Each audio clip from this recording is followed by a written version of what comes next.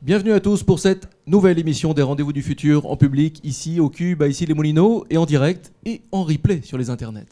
Alors vous connaissez bien le principe de l'émission, nous interrogeons ensemble, vous et nous, la société qui nous entoure, à travers des regards d'horizons variés. C'est ainsi qu'en quelques années, nous avons pu dialoguer avec des scientifiques, des journalistes, des philosophes, des architectes, un paysagiste, Gilles Clément, des politiques, des économistes et même un mathématicien, Cédric Villani. Ces dialogues sont animés ici au Cube avec Nils Aziosmanov, président du Cube, mais aussi avec vous, derrière votre écran, petits ou gros, appropriez-vous le hashtag RDVF. Interpellez notre invité, posez-lui des questions, cette émission est la vôtre. Et vous êtes d'ailleurs de plus en plus nombreux à nous suivre. Merci de tout cœur, nous comptons sur vous. Ce soir, pour sa 29e émission, le Rendez-vous du Futur reçoit tout simplement un champion. Je ne pouvais pas ne pas la faire, c'est un digital champion. Il a créé de nombreuses entreprises, nous allons y revenir tout à l'heure. Premier président du Conseil national du numérique en 2011. Il a écrit de nombreux ouvrages, dont L'ère numérique, un nouvel âge de l'humanité, aux éditions du Passeur. Et il vient de sortir Big Data, penser l'homme et le monde autrement, toujours aux éditions du Passeur. Merci d'accueillir Gilles Babinet. Bonjour. Et bien évidemment, nous retrouverons dans cette émission les rendez-vous habituels, comme la résonance, comme les différents détours sur les réseaux sociaux. Et nous accueillerons d'ailleurs dans la grande famille des rendez-vous du futur, l'ami Nicolas Oppenau, qui sera ce soir le relais de vos questions et de vos impressions sur le chat et sur le hashtag RDVF.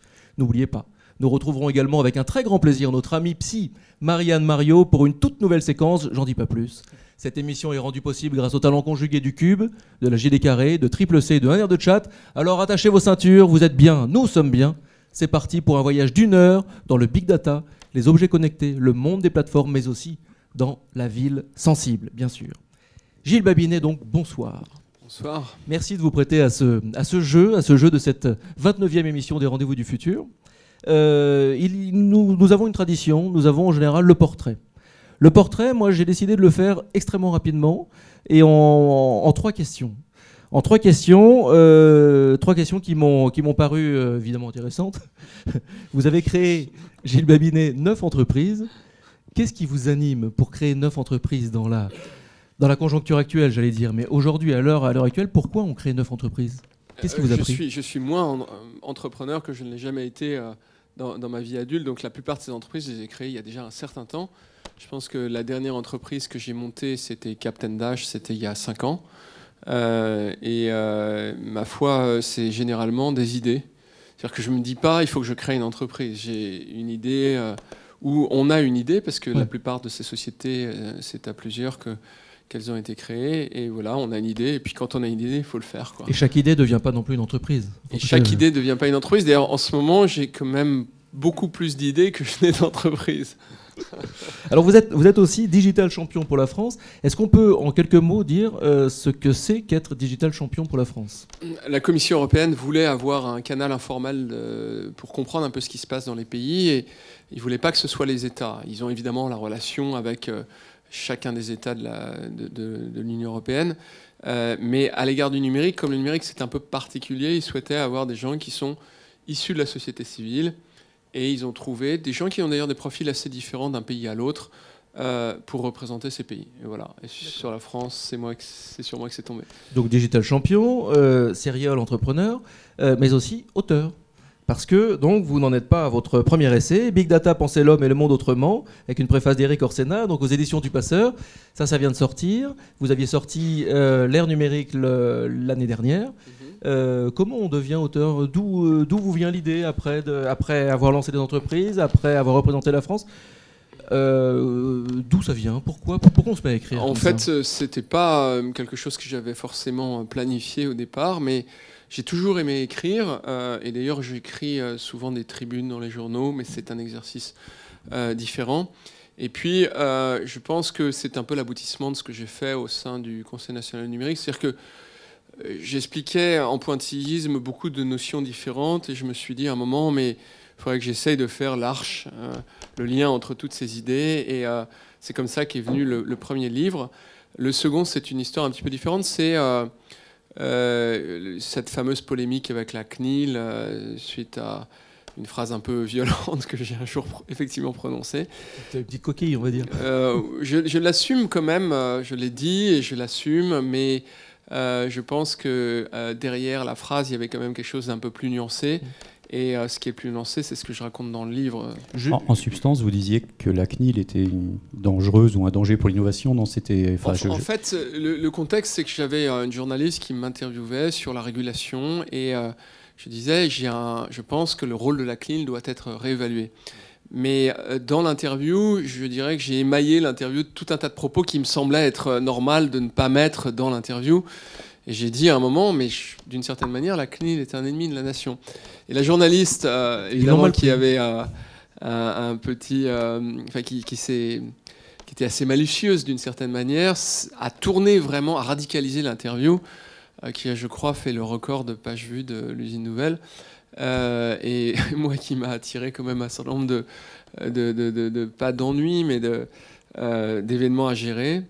C'est ce que je raconte d'ailleurs dans la préface du livre, c'est que j'étais à Las Vegas dans une conférence et à 4h du mat, mon téléphone se met à sonner sans cesse parce que tout le monde veut savoir pourquoi j'ai dit ça et qu'est-ce qui m'a pris. Et Fleur Pellerin m'envoie un texte en me disant « Tu as pété les plombs, point d'interrogation ». Et donc voilà, ça c'est le début. Et après, je me suis dit, ok, je n'ai pas une position très articulée à l'égard de la donnée, puisque la CNIL c'est la donnée. Il faut que j'essaye de synthétiser tout ça, d'avoir une vision plus claire. Et j'ai commencé à d'abord, entre guillemets, crawler des articles, les garder en markup. Et au bout d'un moment, je me suis dit, ok, je commence à comprendre un peu ce dont il s'agit. C'est compliqué. C'est plus compliqué que ce que je pensais au départ. Et là est née l'idée d'un livre. Et d'ailleurs, vous racontez dans cette anecdote un truc qui est assez fou, c'est qu'effectivement, vous avez été inondé de mails, de SMS, de tweets, etc. Une pression très forte d'un seul coup parce qu'un mot a échappé. Ce qui est un paradoxe intéressant aussi, parce qu'on disait tout à l'heure en back-office, avant l'émission, qu'il y avait une vraie difficulté aujourd'hui à faire comprendre ce qu'est la révolution numérique. Donc on a l'impression qu'il y a vraiment deux mondes. Il y a ceux qui sont à fond dedans et qui surveillent le moins de mots. Et puis il y a ceux qui n'ont pas encore vu que quelque chose était en train de se passer. Et d'ailleurs, il y a tout un tas de métaphores qui apparaissent pour essayer de faire comprendre cette complexité et cette ampleur de la révolution numérique. On entend par exemple le tsunami numérique, on entend c'est Michel Serres qui parle de l'iceberg dont on ne voit que le sommet qui va bientôt se retourner. Vous, ça serait quoi si vous aviez une image qui vous vient spontanément pour arriver à expliquer l'ampleur du phénomène? Est-ce que c'est l'iceberg tsunami? Je n'ai pas de terme de Big Bang numérique à l'esprit précis, mais c'est vrai que moi, je parle souvent de rupture anthropologique. Oui. Je crois, on change plus que... C'est pas uniquement une révolution industrielle, c'est aussi une nouvelle ère. Par exemple, j'évoque cette notion de corrélation sans preuve. C'est-à-dire que les machines vont prendre des décisions sur des modèles statistiques et le sens peut être perdu dans cette affaire. Et ça, c'est quelque chose auquel nous, on est quand même une société scientifique. C'est-à-dire qu'on nous a appris le réductionnisme et la démonstration scientifique. On sort d'une société, je pense, qui était plus spiritualiste, donc où la démonstration n'était pas forcément nécessaire. Là, on va rentrer dans une société sans doute automatique où les machines détruiront la cause. Et ça, c'est vraiment... À mon avis, on n'a pas du tout la perception du potentiel que ça peut avoir. Alors, on va revenir sur ces questions de rupture anthropologique.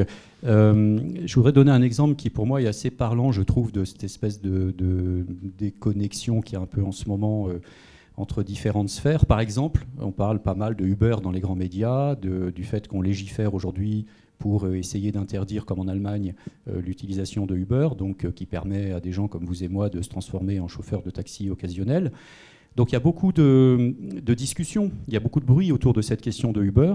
Et ce qui est assez étrange, c'est que le vrai problème des chauffeurs de taxi, à mon sens, c'est la voiture sans pilote qui est en train d'arriver, qui est déjà chez les grands constructeurs, qui a déjà fait 100 millions de kilomètres aux États-Unis sans causer d'accident, qui sera dans nos villes en 2020. Et c'est comme si, donc c'est demain matin, là, elle est en train d'arriver. Et c'est comme si on était en train de s'exciter sur la question donc de la profession des chauffeurs de taxi face à Uber, alors que la vérité, c'est que la voiture sans pilote va arriver et va de toute manière... Et là, on a l'impression qu'il y a une espèce de déconnexion totale du politique par rapport aux vrais enjeux qui sont en train d'arriver, quoi. Alors effectivement, et c'est ce dont on parlait tout à l'heure, je disais que si je devais écrire un troisième livre, j'essaierais de faire un dialogue entre Elon Musk, donc l'inventeur de la Tesla, entre autres, et Thomas Edison. Ouais. Et en montrant finalement ce qui sont deux personnages emblématiques de la deuxième révolution industrielle, enfin de la deuxième et de la troisième en l'occurrence, et en montrant les différences, en essayant de mettre en exergue les différences. D'abord, plusieurs choses. D'abord, je pense que quand on est dans une révolution industrielle, on ne le voit pas. C'est ce qu'on disait. On ne le voit pas parce qu'on considère qu'on est entouré d'épiphénomènes et on ne voit pas qu'il y a une espèce de tendance fondamentale.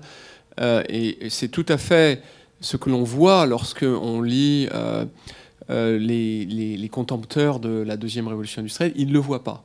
Je ne sais plus qui disait, quand on est au cœur de la bataille, on ne voit pas la bataille. Hein. On voit pas la bataille, exactement. Donc c'est ça qui me fait d'ailleurs penser que c'est une bataille d'une ampleur très supérieure aux deux précédentes. C'est qu'on la voit quand même un petit peu. Et je pense que le débat à l'égard de Uber ou des voitures automatiques, c'est un débat qui est intéressant. C'est le débat de savoir si on est dans un modèle schumpeterien, néoclassique ou pas.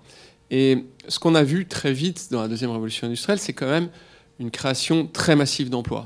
C'est-à-dire l'exemple, enfin il y a plusieurs exemples qui sont assez intéressants, mais il y a quand même l'exemple du chemin de fer aux États-Unis, où on crée le chemin de fer qui va de Chicago à Los Angeles, donc qui est ouvert en 1860, je crois, 1870, donc juste avant le début de la deuxième révolution industrielle, et qui détruit massivement des dizaines de milliers d'emplois, c'est-à-dire des gens qui vont monter des hôtels, des gens qui ont des diligences, etc. Tout ça est détruit très vite. Mais quasiment dans les années qui suivent, on voit apparaître des villes entières qui concentrent de l'emploi autour de ces lignes de chemin de fer. Et donc il y a une création très massive d'emplois. On ne voit rien de tel à l'égard de cette révolution digitale. Et on peut chercher, on le trouve nulle part. L'exemple le plus frappant que j'ai à l'esprit, c'est un papier que je lisais dans une revue d'économie qui disait, en gros, aux États-Unis, il y a 900 000 traducteurs qui sont en train de disparaître. Absolument. Voilà, disparaître. 900 000, c'est un chiffre important, hein, c'est quand même tout à fait significatif. Et ils se font désintermédier par Google Translate et quelques autres plateformes d'ailleurs qui sont sur le même modèle de fonctionnement. Et on voit ça dans tous les domaines. Je pense que c'est un enjeu que j'évoque surtout dans mon précédent livre, mais qui est vraiment un enjeu important. Oui, en fait, c'est une vraie rupture économique que vous évoquez effectivement. Il y a une décorrélation aujourd'hui entre la productivité et la création d'emplois, puisqu'en fait, le capital devient le travail, la machine devient l'ouvrier. Donc ça veut dire qu'on a plus de productivité aujourd'hui, mais on ne crée plus d'emplois. C'est là où il y a une rupture qui est absolument nouvelle. Ouais. Qu'est-ce qu'on fait avec ça, justement ? Et je crois que le jour, parce qu'il y a un vrai débat là-dessus, pour le moment, on ne mesure pas très bien les gains de productivité numérique. C'est-à-dire qu'on les voit un peu apparaître, mais on les voit surtout apparaître en mode d'économie comparée. On prend une entreprise qui n'est pas digitale, on prend une entreprise digitale et on compare les deux. Là, on voit des gains de productivité. Mais dans les statistiques globales, on les voit quand même relativement peu. Et je pense qu'on va commencer à les voir. On va commencer à les voir de façon importante. Et à partir du moment où on va les voir, on va pouvoir faire la corrélation avec la distribution de salaires aux États-Unis en particulier, parce que c'est un pays assez massif, donc avec beaucoup de statistiques, on va pouvoir voir des choses. Et moi, mon pari, c'est qu'on va voir qu'il y a une corrélation entre la destruction de distribution de salaires, de distribution d'affectation au travail, d'argent au travail, et les gains de productivité. Mais du coup, c'est un peu de l'économie, mais c'est un sujet vraiment intéressant. Moi, je ne faisais pas d'économie auparavant, mais dans mon premier livre, j'étais amené à discuter beaucoup avec des économistes qui m'ont expliqué ces notions, l'importance des gains de productivité. Et en fait, c'est des marqueurs très importants de cette révolution digitale. Je ne suis pas économiste non plus, mais on va dire plus pour être dans une approche de bon sens. À partir du moment où il y a plus de productivité, moins d'emplois, ça veut dire qu'il y a aussi quelque part plus de richesse, et donc ça pose bien la question de la redistribution de la richesse. Oui, en fait, ça veut dire très clairement que c'est le capital qui concentre. Ouais, les gains de productivité qui ne sont pas redistribués sous forme de salaire, ça veut dire qu'ils sont affectés au capital. Exactement. Et c'est ce qui se passe, c'est ce qu'on voit. On voit quand même l'émergence de fortunes énormes. Moi, je veux dire, c'est pas un postulat idéologique. Je fais pas de politique ni d'idéologie, mais c'est une réflexion qui m'est apparue intéressante. Il y a un autre phénomène que je trouve intéressant et dont vous parlez aussi. Alors, comme je ne suis pas économiste, je m'autorise des termes qui n'existent pas et j'évoquerai là l'idée de l'économie de la sérendipité, c'est-à-dire qu'on voit des glissements permanents par porosité, par hybridation que le numérique permet. Je cite un exemple ou deux très rapidement. Airbnb, dont on se disait que déjà c'est bien, ils sont contents, ils ont fait un super succès, ça marche très bien. Ils sont déjà en train d'imaginer le coup d'après, c'est-à-dire d'aller faire de la décoration d'appartements, puisqu'ils ont les bases de données de millions d'appartements. Donc, ils vont quelque part aller sur les plates-bandes d'IKEA ou d'Habitat ou d'autres acteurs de ce type-là. GRDF, par exemple, qui a les réseaux de gaz, a acheté des drones pour faire du monitoring de réseau. Et du coup, ils se disent, bah, tiens, puisqu'on traverse les champs, on va offrir des services aux agriculteurs. Et des exemples comme ça, il y en a plein, où on voit que les métiers se recomposent complètement par porosité. Donc, est-ce qu'on peut dire qu'aujourd'hui, on rentre dans une ère où il n'y a plus d'économie durable, même dans le numérique, et je dirais même encore plus dans le numérique? Alors, il y a plusieurs phénomènes qui sont à l'œuvre. D'abord, il y a la forme de l'innovation. Le fait qu'on ait une innovation qui soit beaucoup plus accessible par le fait même des réseaux, fait qu'on est rentré dans une innovation qui est plus incrémentale, où en gros vous avez quelques sachants qui améliorent le moteur à explosion en blouse blanche, à une économie, à un modèle d'innovation de rupture, où c'est des barbares qui inventent le nouveau moteur électrique et qui vient désintermédier le moteur précédent. Cette innovation, elle est possible parce que la connaissance est accessible. On massifie l'accès de la connaissance. Tout ça, c'est quand même l'origine, c'est Gutenberg. On voit que les civilisations sont corrélées à leur capacité à transférer de l'information et des techniques à coût marginal. Là, le coût, il est tombé vraiment très bas et on le voit dans tous les domaines, une accélération de distribution de la connaissance et de fait, une accélération de l'innovation de rupture. Ce que nous dit Elon Musk, sa capacité à envahir des univers qui ne maîtrisent pas, a priori, les lanceurs spatiaux, les voitures électriques ou les fermes solaires. Et avec ses batteries à hydrogène, il va aller dans les appartements maintenant. Exactement. Ouais. Et ce qu'il dit, l'autre jour, je retweetais ça, il disait, c'est pas des technologies, c'est une plateforme. Et ça, je crois que c'est vraiment la façon dont il a conçu son lanceur spatial, en vraiment mettant en mode Scrum les développeurs. D'ailleurs, j'utilise le terme développeur, mais c'est plutôt c'est un terme qui est potentiellement approprié. C'est vraiment un modèle qui n'a jamais été mis en œuvre à une telle échelle sur des gros projets industriels. Et je crois que ça montre l'efficacité. Quand vous avez suffisamment d'assurance pour être disposé à dire finalement, ma propriété intellectuelle elle est gratuite si vous utilisez ma plateforme, ça montre bien que vous avez une perception de la concentration de valeur qui est à un endroit particulier.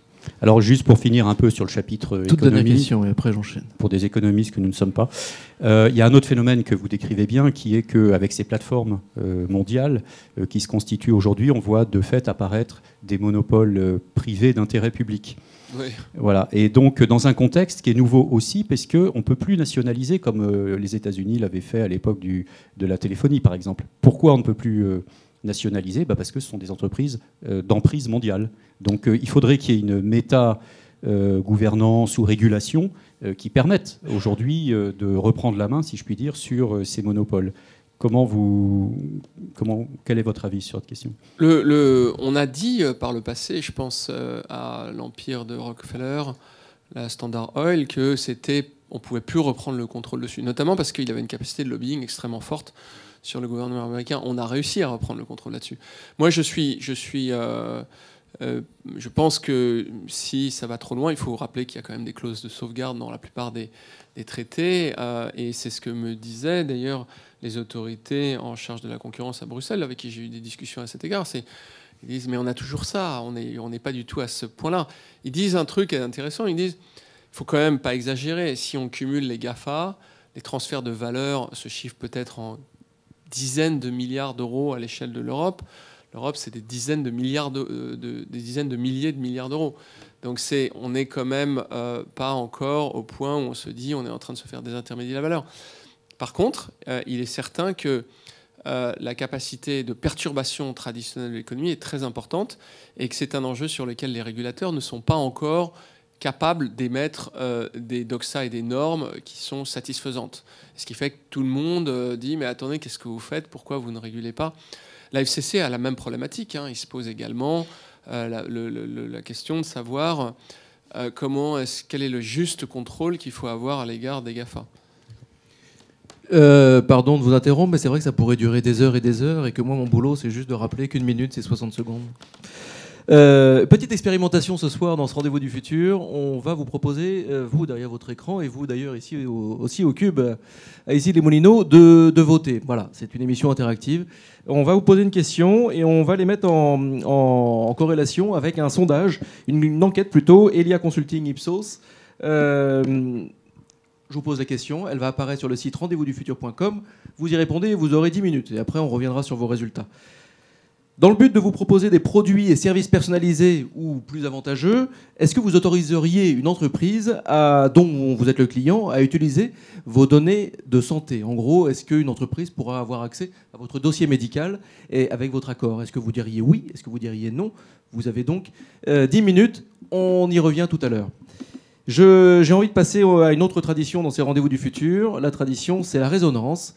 Une résonance, cette fois-ci, avec un de nos invités précédents, François Tadei, que vous connaissez évidemment. Il nous parlait évidemment d'éducation. Et on va vous demander une petite réaction sur une séquence qu'on va voir juste ici. A tout de suite.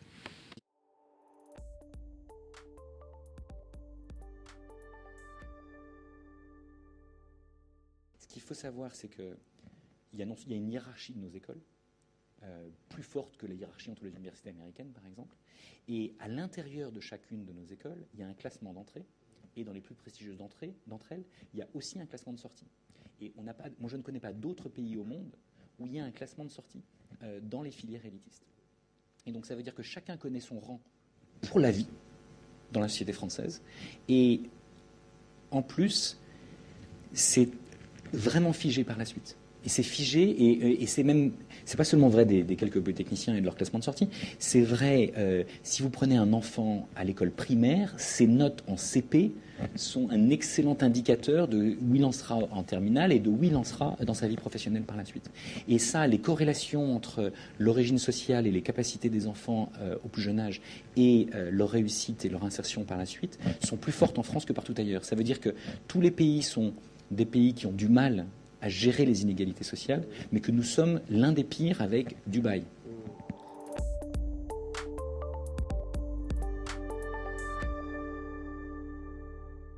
Petite réaction, vous qui avez passé le bac en candidat libre à 20 ans.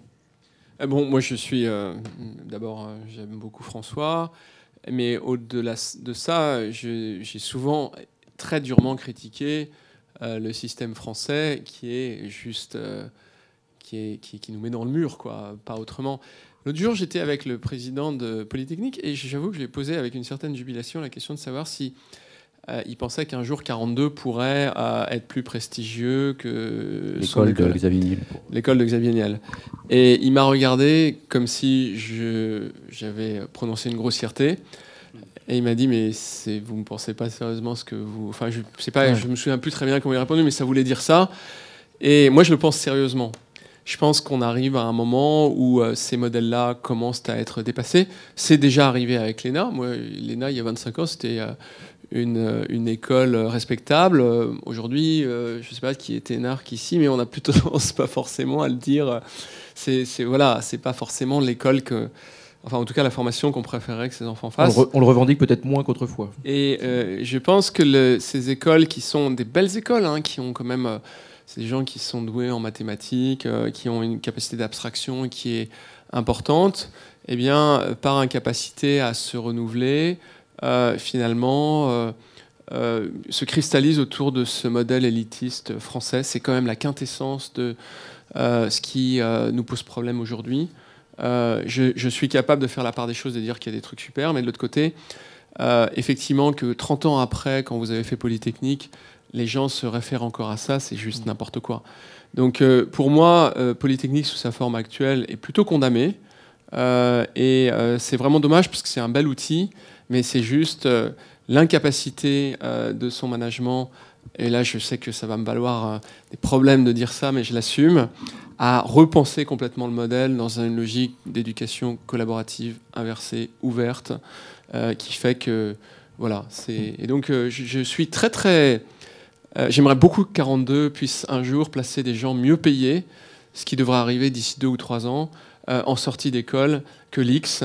Parce que l'idée que j'ai, c'est que ces gens-là peuvent facilement atteindre 70 cas en sortant d'école. À l'X, vous n'en êtes pas là, quoi. Paris à suivre, du coup. On reviendra, Neil, j'ai l'impression, sur l'éducation. Je voulais d'abord qu'on fasse un petit détour par ce qui se passe sur le web, sur le chat, bien sûr, et sur Twitter, avec donc un nouvel ami dans la grande famille des rendez-vous du futur, Nicolas Opno. Nicolas, qu'est-ce qui se passe sur les réseaux ? Sur les réseaux, notamment sur Twitter, vous êtes nombreux à réagir sur le hashtag RDVF, ainsi que sur le chat. Alors, beaucoup de vos propos, Gilles Babinet, ont été repris, ce qui montre toute l'attention qui est portée par les internautes sur le sujet de ce soir. Et quelques questions pointent, et j'en ai retenu une notamment, une question de Pierre sur le chat, qui dit que vous évoquez la naissance d'un monde numérique invisible, très puissant. Est-ce que justement le danger n'est pas de faire disparaître Internet, comme l'évoquait Eric Schmidt, le président de Google ? Si, enfin, je crois que ce qu'il faut avant tout, c'est qu'il y ait un projet,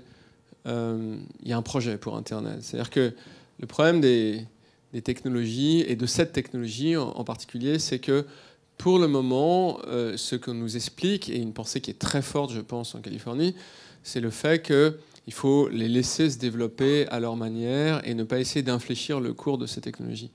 Le risque que l'on a, on le sait tous, c'est qu'elles commencent à devenir invasives, à plusieurs titres d'ailleurs. Et qu'il y ait le risque d'une société orwellienne, et pas seulement d'une société orwellienne, mais aussi d'une société sans sens. C'est-à-dire qu'on va se retrouver dans une interaction permanente à la machine, on ne pourra plus exister sans la machine. Le truc qui est déjà le cas, c'est qu'on n'a plus besoin de la mémoire. Plus personne n'a besoin de mémoire, puisque tout est accessible tout le temps, en permanence, et ça va devenir, grâce aux interfaces tellement simples, que plus personne n'ira essayer de retenir un poème. On ne retient déjà plus les numéros de téléphone. Et cette interaction, elle va s'accroître de façon importante. Et donc, la conformation de notre psyché et l'organisation de notre cerveau va être profondément impactée. Et il n'y a pas de réflexion à cet égard. Et moi, je pense que si, les risques sont importants. Et c'est pour ça qu'il faut qu'il y ait une réflexion sur ces enjeux. On pourrait très bien se servir des machines pour aller explorer des parties de notre cerveau qu'on n'a pas l'habitude d'explorer. Mais faut-il encore qu'on soit conscient du fait que les machines nous modifient de façon importante et qu'au-delà de ça, à l'égard du fonctionnement des sociétés, il y a des risques de totalitarisme économique et étatique qui sont très significatifs. Et ne serait-ce que pour ça, il faut qu'il y ait un dialogue très très intense de la société civile sur ces enjeux. Il faut qu'il y ait un dialogue, et moi j'ai quand même un thème qu'on voit dans ce que vous écrivez, la souveraineté numérique. En gros, tout un chacun délivre sa vie, donne ses données, ses datas qui sont hébergés sur des serveurs qui ne sont pas forcément tous en France, voire pas tous en Europe. Quid à l'état d'une nation, quid de notre souveraineté à nous, sachant que la data, c'est le pétrole, c'est l'or actuel et l'or de demain. Il y a beaucoup de notions dans ce que vous évoquez. D'abord, est-ce que le territoire est le bon enjeu de régulation ? Moi, je ne crois pas. Et je pense que la localisation des données, ce n'est pas l'enjeu. C'est l'utilisation des données qui est l'enjeu. En l'occurrence, vous pouvez très bien avoir des données qui sont hébergées en France, qui sont gérées par des services, qui sont problématiques et réciproquement.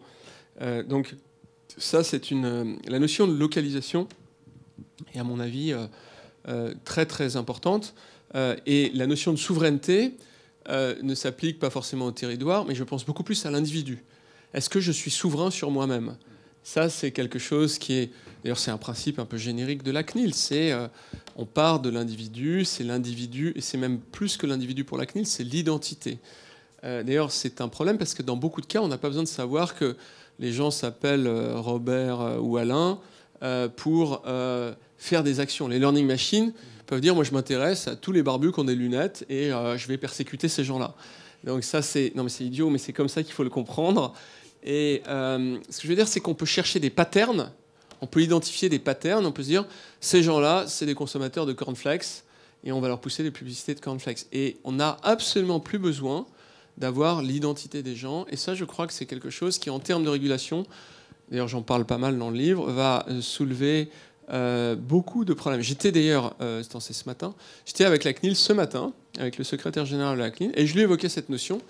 Et j'ai vu dans ses yeux que s'est dit bon, ok, on a une nouvelle galère à gérer, mais on va y arriver, quoi. Niels, peut-être sur. Alors vous évoquez tellement de choses l'éducation. que du coup, moi j'ai plein de questions à vous poser que je n'aurai pas le temps de poser. C'est Non, écrit, mais pardon. bon.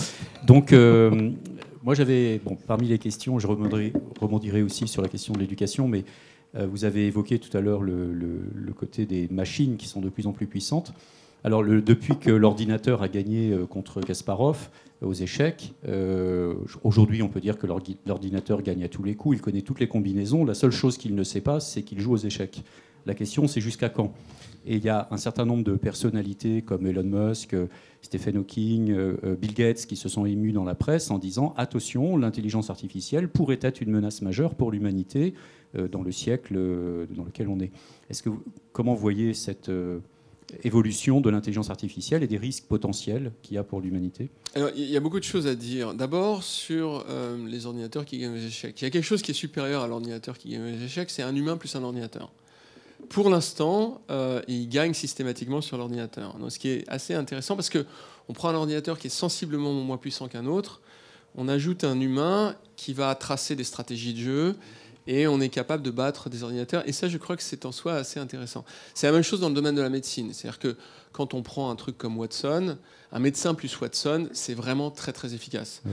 Et donc ça, je crois que c'est important de le dire. La deuxième chose qu'il faut dire, et que moi, je rappelle systématiquement dans mon livre, c'est qu'il n'y a rien qui permet de penser que les machines auront un jour une conscience. C'est-à-dire que les machines, c'est des stats, les réseaux de neurones, c'est des stats, et il faut arrêter avec ce truc qui consiste à dire qu'on va avoir des ordinateurs qui vont avoir des comportements pervers ou je ne sais quoi, etc.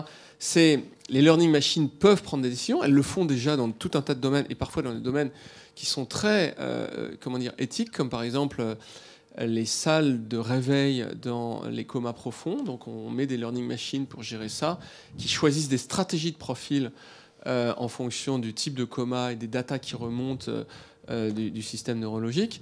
Donc ça existe, mais je pense que ce que soulèvent tous ces gens-là, c'est avant tout la perte de sens. C'est-à-dire le fait d'avoir des learning machines qui agissent sur des modèles de corrélation et sans forcément avoir du sens.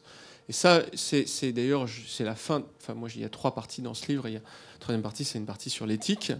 Et je commence effectivement par évoquer ces notions-là, c'est-à-dire de tous ces individus qui disent « mais attends, c'est très dangereux, ce type de société ».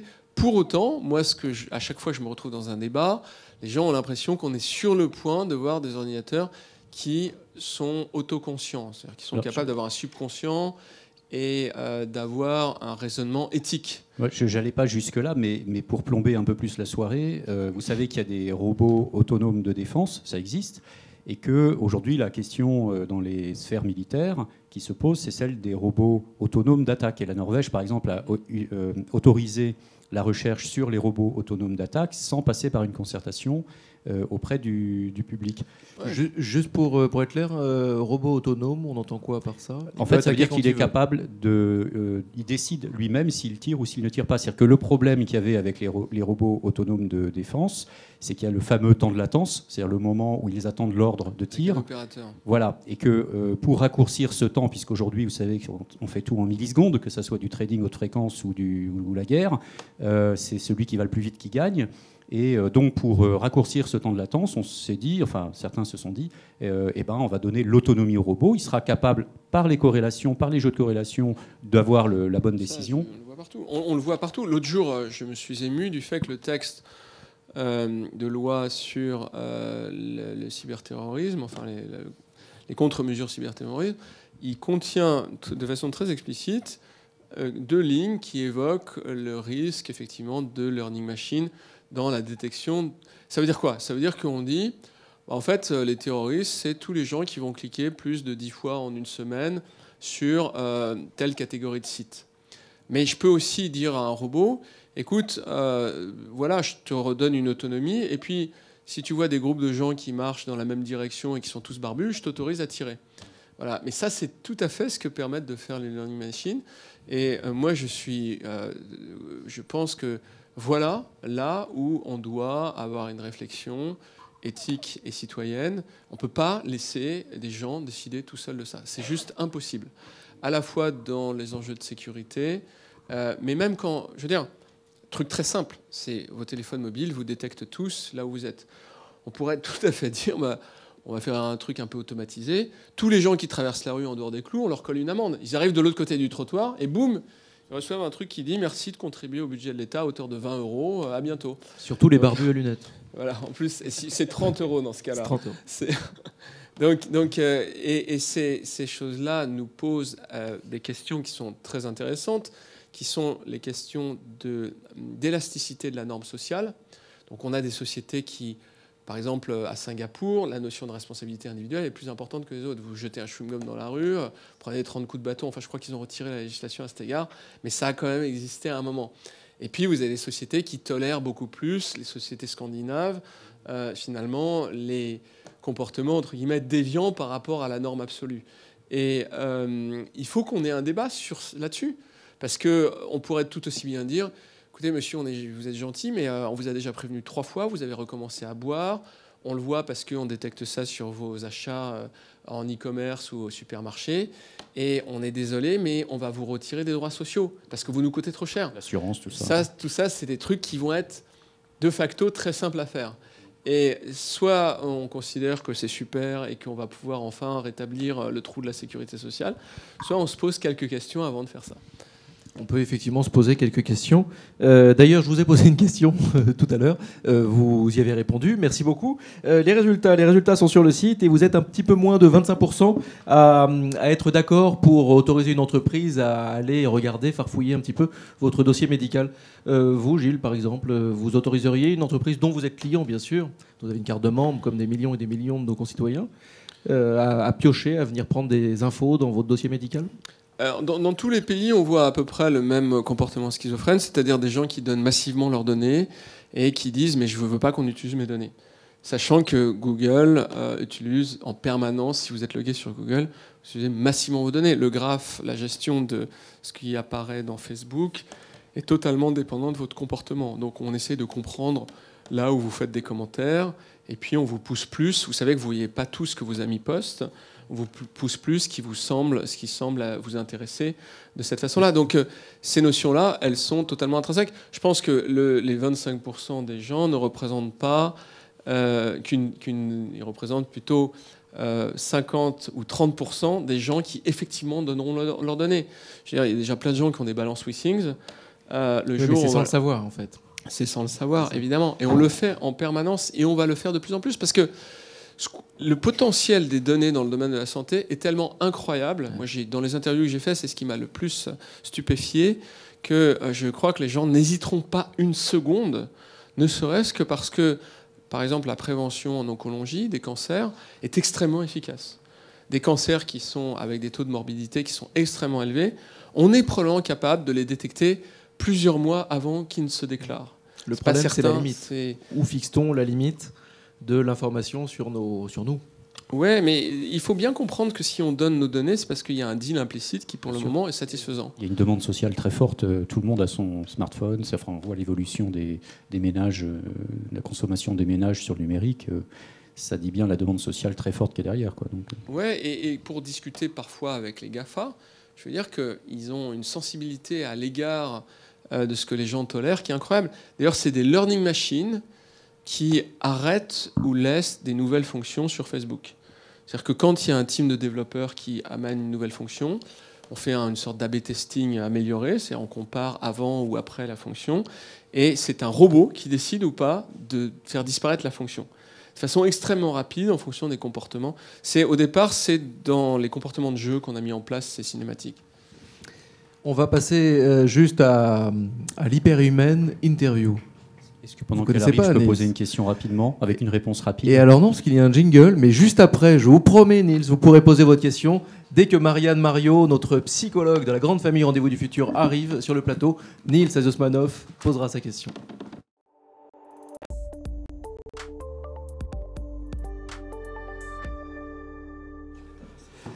Bonsoir Marianne, bienvenue.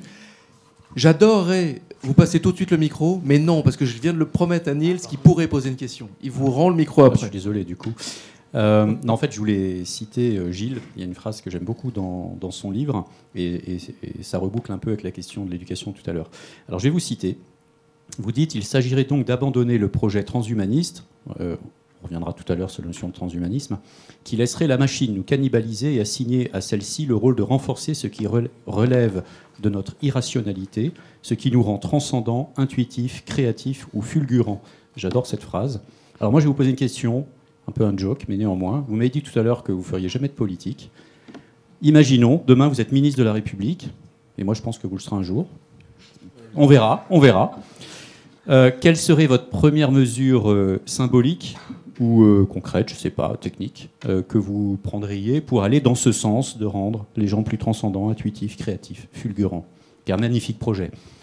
Je ne sais pas, c'est une question un peu... on a parlé de la méditation, je pense que je rendrais obligatoire la méditation pour tous, avec des peines de bâton pour ceux qui ne la pratiquent pas assidûment. Je ne sais pas si ce sera une bonne idée que Gilles fasse de la politique. Hein. Excellente réponse, merci. Je comprends que Gilles ne veuille pas forcément faire de la politique.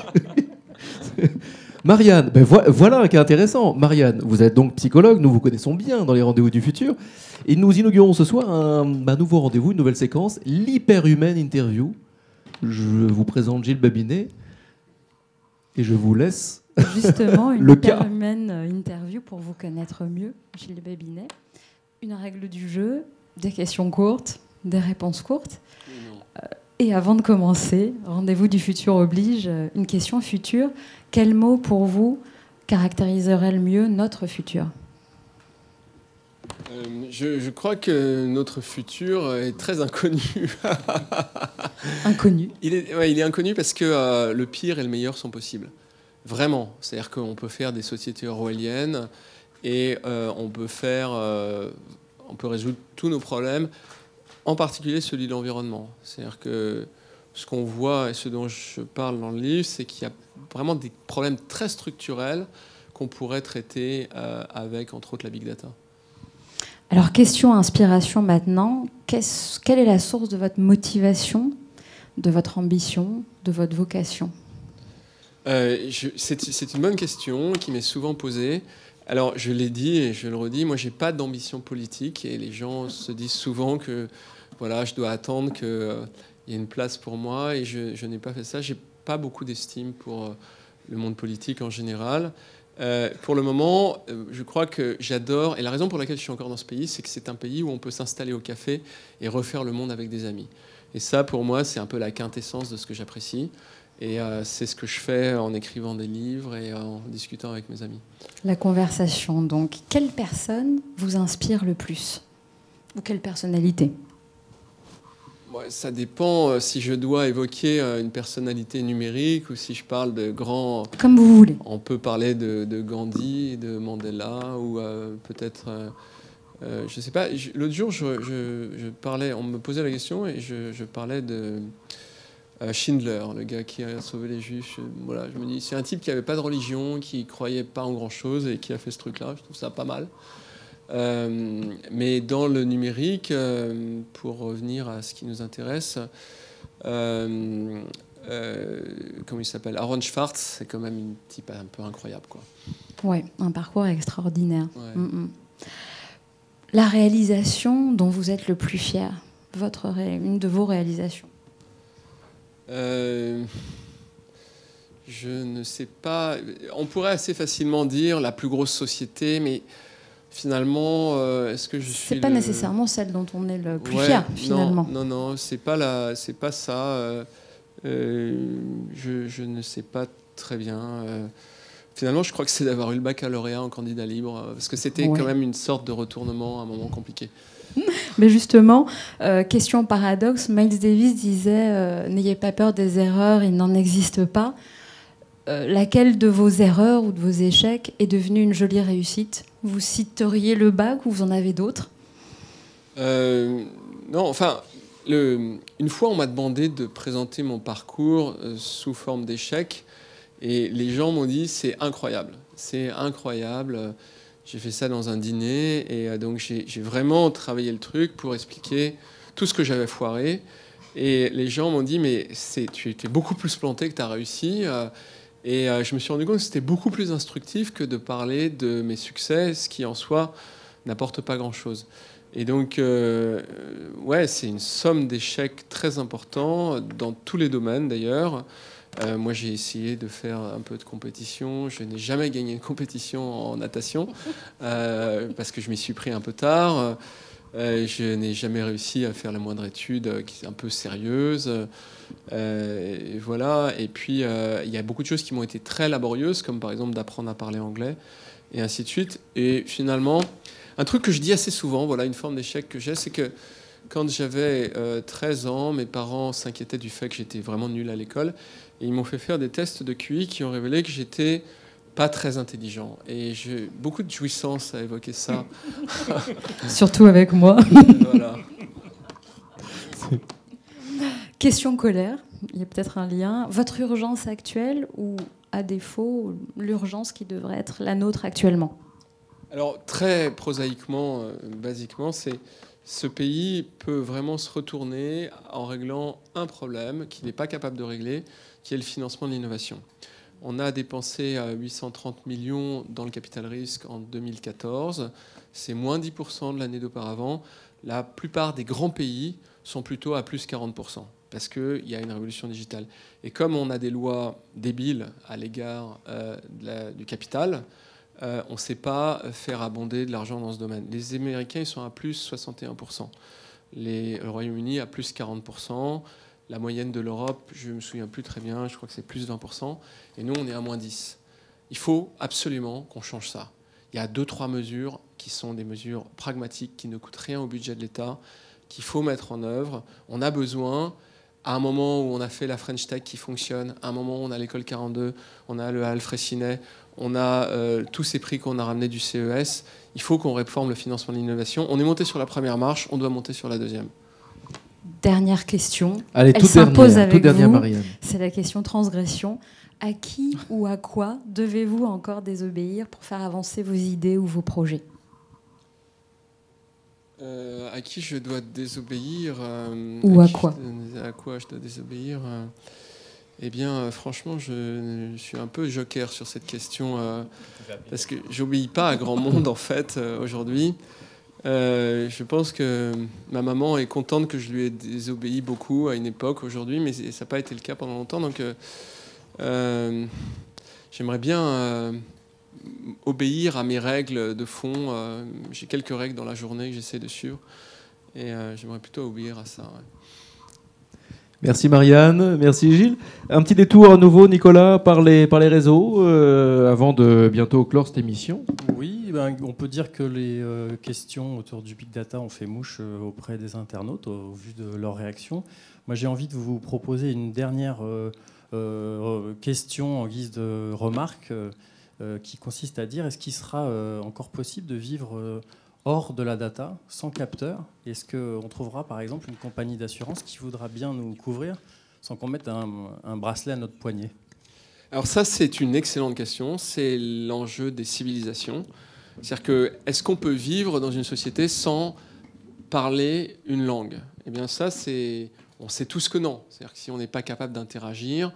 Pourtant, il faut imaginer qu'à un moment, il y a probablement des millions d'années, les langues étaient extrêmement rudimentaires, comportaient sans doute quelques mots, et on ne pourrait pas vivre avec ces quelques mots. Donc les civilisations, le propre des civilisations, c'est de conformer de façon absolue les êtres, et ça, c'est quelque chose qui est intéressant, parce qu'à la fois, ça nous permet d'avoir un confort matériel, une certaine forme de confort psychologique également, mais qui nous coupe probablement de très grandes parts de nous-mêmes.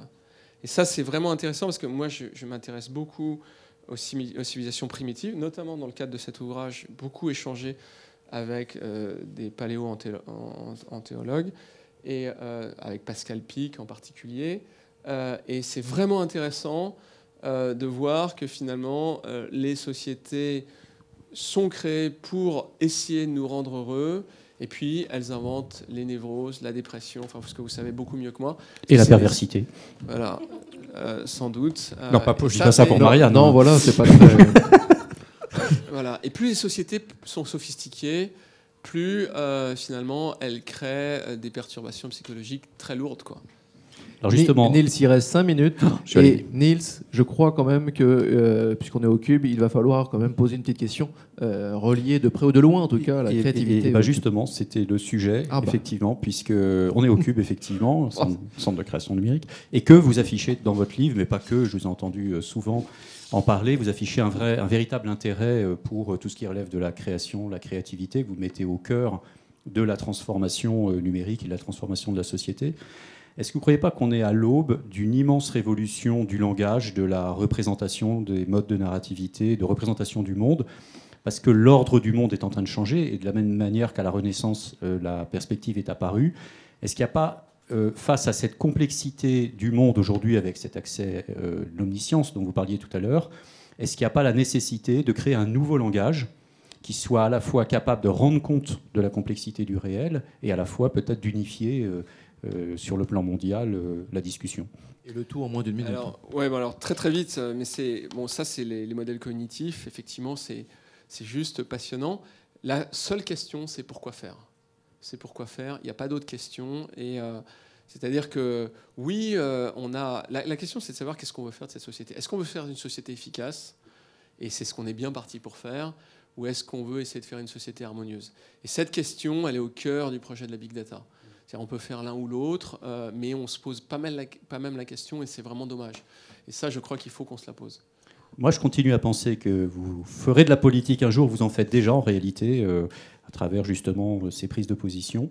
La petite chronique littéraire de voilà. Niels, c'est une nouvelle séquence dans ces rendez-vous du futur. Donc, on rappelle bien entendu le livre de Gilles Babinet, Big Data, Penser l'homme et le monde autrement, préfacé par Éric Orsena aux éditions Le Passeur. C'est passionnant. La vie algorithmique de Éric Sadin, ça vient de sortir. Critique de la raison numérique. Éric Sadin sera au rendez-vous du futur ici pour en parler. Sauver le monde de Michel Bowens, préfacé par Bernard Stiegler, vers une économie post-capitaliste avec le peer-to-peer. Et Michel Bowens, bientôt chez nous aussi, puisque ce serait le 28 avril, c'est notre prochain rendez-vous du futur. Et enfin, Laure Belot, la déconnexion des élites, comment Internet dérange l'ordre établi. Et Laure Belot était au Cube il y a une semaine pour en parler, et de plein d'autres choses. Voilà, donc c'était la petite chronique du jour et 4 livres que je vous recommande chaudement. Merci beaucoup, Niels. Gilles, peut-être un mot sur les 3 autres ouvrages? Alors, Michel Bowens, je connais, mais je n'ai pas lu son ouvrage. La déconnexion des élites, Laure, je la connais très bien, et je pense qu'elle a jubilé quand elle a eu l'idée de cet ouvrage, parce qu'on a eu pas mal d'échanges là-dessus, et parfois des échanges assez verts, et je pense qu'il vaut mieux conserver entre nous. Mais voilà, c'est un livre... moi, j'adhère à 100% de ce qui est là-dedans. C'est un manifeste, c'est un pamphlet. Voilà, c'est un pamphlet, et c'est vraiment un pamphlet contre... Enfin, si vous voulez, pour moi, c'est le Salon de Paris. C'est le Salon de Paris, sauf que c'est pas de l'art, c'est de la connaissance. Et on met dehors les gens qui représentent le monde de demain. Et dedans, on a des gens qui sont complètement compassés, qui vivent hors sol. Et moi, je les fréquente quand même pas mal. Et je peux voir combien ils sont complètement out, quoi. Et Laure Belot, que nous réinviterons prochainement dans un rendez-vous du futur. Sans doute, sans doute avec Bénédicte Magnier pour le rendez-vous du futur au mois de mai. J'en dis pas plus, de toute façon, on se tient au courant, évidemment, sur les réseaux. Bénédicte Magnier qui a écrit 1 million de révolutions tranquilles et qui va venir donc pour la deuxième version, si je puis dire, la version augmentée de 1 million de révolutions tranquilles. La version remasterisée. Merci beaucoup. Merci Gilles d'avoir été notre invité de ce 29e émission. Cette émission donc est maintenant terminée. Merci à toute l'équipe du Rendez-vous du Futur, à la grande famille. Bravo Nicolas Opnaud, à ses coproducteurs. Merci Le Cube, l'agence Triple C, la JD Carré, un air de chat. Vous retrouverez cette émission sur les internets, en vidéo, en podcast, sur les rendez-vous-du-futur.com. Suivez notre actualité sur Twitter avec le hashtag #LeFirst pour le First, le Rendez-vous du Futur sur RDVF. Nous avons donc rendez-vous ensemble le 28 avril ici même et en direct avec Michel Bowens, le fondateur de la fondation Peer to Peer en personne. À très bientôt, à tout de suite sur les internets.